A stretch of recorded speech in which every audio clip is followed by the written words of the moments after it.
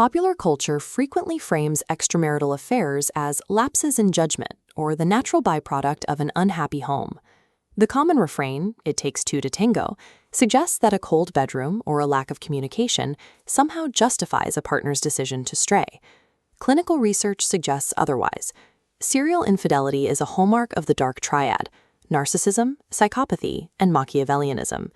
These individuals operate from a baseline of entitlement, believing they deserve secondary partners to satisfy their own needs. Their actions are not accidental. They are calculated exercises in premeditated deception. Reframing this pathology as a relationship problem forces the betrayed partner to accept responsibility for their own maltreatment.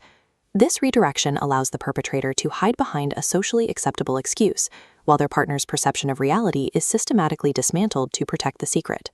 Long before modern psychiatry identified these character deficits, the ancient world recognized sexual betrayal as a unique, society-shattering violation. The Ten Commandments explicitly forbid adultery, viewing it not just as a personal sin, but as a direct assault on the stability of the community. It was codified as a permanent moral law because of its power to destroy the foundation of human trust. Biblical metaphors in the books of Hosea and Ezekiel describe this betrayal as a rejected spouse.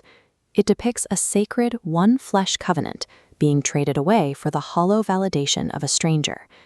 Cheating is a spiritual violation.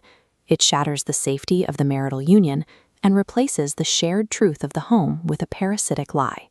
Narcissists and psychopaths navigate these betrayals without the distress that stops most people. Their lack of empathy allows them to move between partners rapidly, viewing their spouse not as a person to be loved, but as a manageable resource. This creates a secret sexual basement, a hidden reality beneath the home.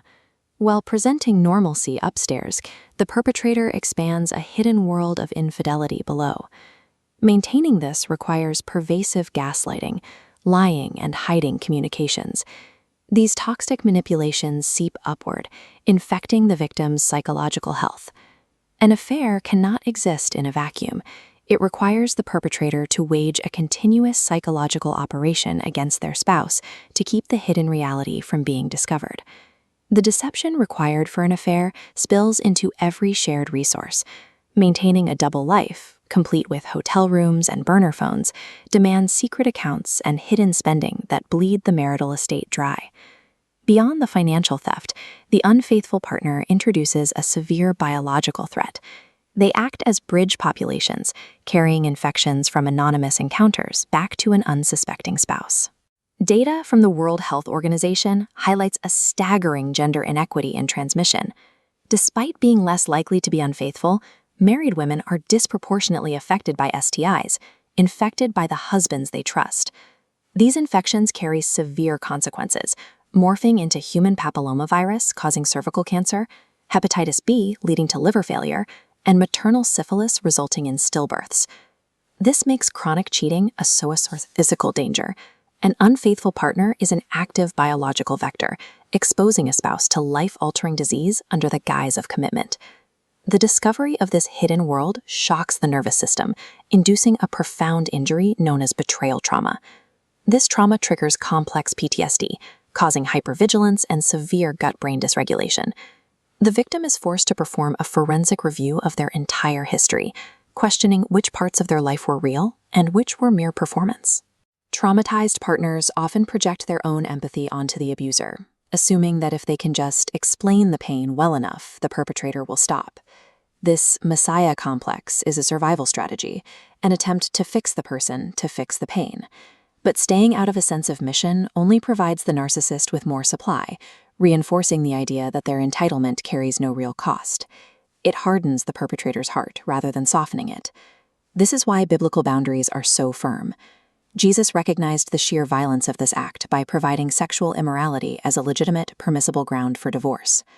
This provision exists because some breaches of trust are so profound, they unilaterally sever the spiritual bond. The one-flesh union is murdered the moment the secret life begins. For the betrayed, the path to healing requires demanding radical, evidentiary repentance.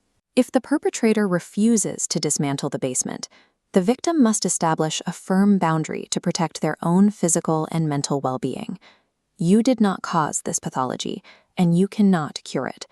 Your only duty now is to protect the temple of your soul and find your way back to the truth.